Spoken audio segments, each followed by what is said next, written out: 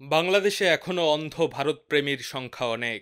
এই ভারতীয় টিভির শিরোনামটা দেখেও হয়তো তাদের ভারতপ্রেম কমবে না। কি নিষ্ঠুর রসিকতার মাধ্যমে তারা দম্ভ করে ঘোষণা দিল বাঁধের পানি তারা ইচ্ছা করেই ছেড়েছে। বাংলাদেশ নাকি সেই পানিতে হাবুডুবু খেতে খেতে আর্জি জানাচ্ছে। ভারতীয় গণমাধ্যমগুলোর এমন একমুখী প্রচারে বাংলাদেশে ভারত বিদ্বেষ বাড়বেই। ভারতের এই ঔদ্ধত্য কমানোর জন্য আমাদের কিছু পদক্ষেপ নেওয়া প্রয়োজন।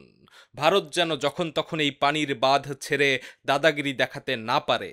তারা যেন চাইলেই সীমান্তে আমাদের দেশের ওপর গুলি চালাতে না পারে।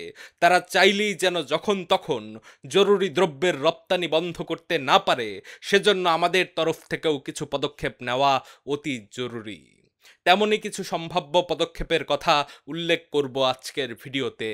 যদি এই পদক্ষেপগুলোর সঙ্গে একমত হন তাহলে সেটা নিশ্চয়ই জানাবেন কমেন্টে। প্রথমত, ভারতকে দেওয়া সমস্ত ট্রানজিট সুবিধা বাতিল করা হোক। রেলওয়ে ট্রানজিটের চুক্তি হয়েছে কিন্তু সেটা এখনো চালু হয়নি। এই চুক্তি বাতিল করা হোক। চট্টগ্রাম এবং মংলা বন্দর ব্যবহারের অনুমতি পেয়ে আছে ভারত। এই অনুমতি অতি দ্রুত বাতিল করা হোক। তারা যখন ইচ্ছা বাঁধের পানি ছেড়ে দিয়ে আমাদের দেশের জনগণকে ডুবিয়ে মারবে, আবার আমাদের দেশের বন্দর ব্যবহার করে তাদের পণ্য খালাস করবে আমাদের দেশের উপর দিয়ে, সেই পণ্য নিয়ে যাবে তাদের দুর্গম রাজ্যগুলোতে।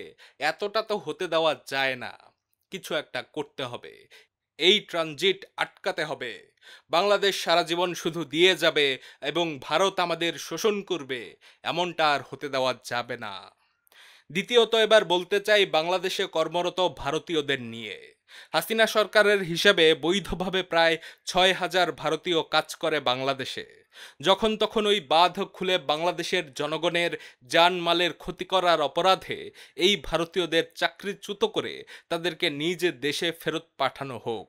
বাংলাদেশে এমনিতেও যথেষ্ট বেকার ছেলেমেয়েরা আছে, অন্তত ৬,০০০ কর্মসংস্থান তো হবে। পাশাপাশি ভারতেরও একটু বোঝা উচিত যে দেশের উপরে আপনারা যখন তখন পানি ছাড়বেন, মানুষ মারবেন, ডুবিয়ে দেবেন, সেই দেশে আপনারা স্বাগত নন।